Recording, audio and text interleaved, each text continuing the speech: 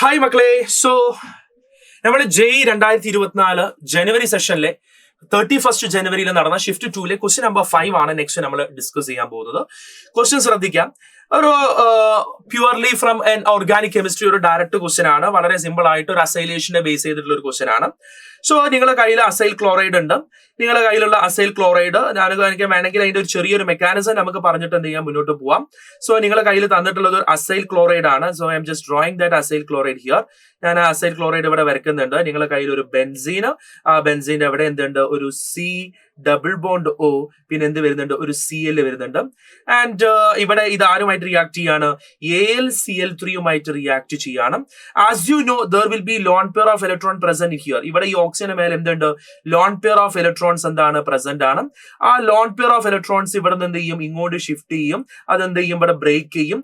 Break ചെയ്തിട്ട് ഈ chlorine എന്ത് ചെയ്യും, ഈ AlCl3യുമായിട്ട് റിയാക്ട് ചെയ്യും.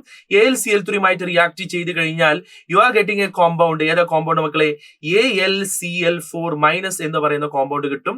പ്ലസ് അതെന്ത് ചെയ്യും, ഇലക്ട്രോഫൈൽ ആയിട്ട് എക്സിസ്റ്റ് ചെയ്യും. എങ്ങനെയാ ഇലക്ട്രോഫൈൽ ആയിട്ട് എക്സിസ്റ്റ് ചെയ്യുക നോക്കിക്കോ. ഇവിടെ ബെൻസീൻ ഉണ്ട്, ഇവിടെ എന്തായിട്ട് മാറും, ഇവിടെ അത് കാർബൺ ട്രിപ്പിൾ ബോണ്ട് ഓക്സിജൻ. ഓക്സിജന്റെ മേലെ എന്ത് ചാർജ് ഉണ്ട്, ഒരു പോസിറ്റീവ് ചാർജ് എന്ത് ചെയ്യുന്നുണ്ട്, എക്സിസ്റ്റ് ചെയ്യുന്നുണ്ട്. Is it right? അതൊരു പോസിറ്റീവ് ചാർജ് എന്ത് ചെയ്യുന്നുണ്ട്, ഓക്സിജന്റെ മേലെ എക്സിസ്റ്റ് ചെയ്യുന്നുണ്ട്. ഇങ്ങനെ ഒരു ഇലക്ട്രോഫൈൽ ആയിട്ട് അത് എന്ത് ചെയ്യും, എക്സിസ്റ്റ് ചെയ്യും. Is it right? അപ്പൊ ഇങ്ങനെ ഒരു ഇലക്ട്രോഫൈൽ നമുക്ക് എന്ത് ചെയ്തു, അവിടെ കിട്ടി. Is it right? ആ ഇലക്ട്രോഫൈലിനെയാണ് ഫർദർ ആയിട്ട് നമ്മൾ ഇനി എന്ത് ചെയ്യുന്നത്, ബെൻസീനുമായിട്ട് എന്ത് ചെയ്യുന്നത്, attack ചെയ്യിപ്പിക്കുന്നത്.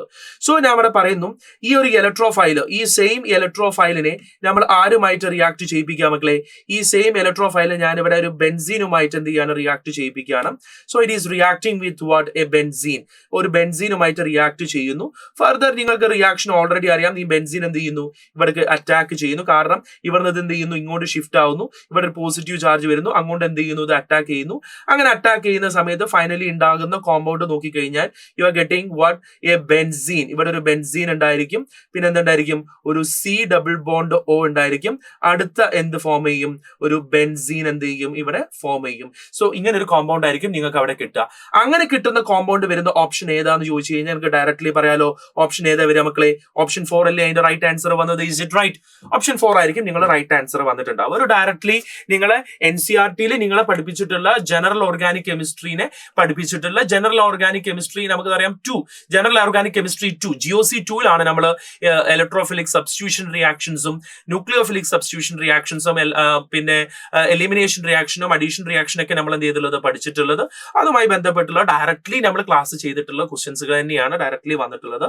Okay, I think this is clear. നമുക്ക് എന്ത് ചെയ്യാം, അടുത്ത ക്വസ്റ്റ്യനിലോട്ട് നമുക്ക് എന്ത് ചെയ്യാം, മുന്നോട്ട് പോവാം.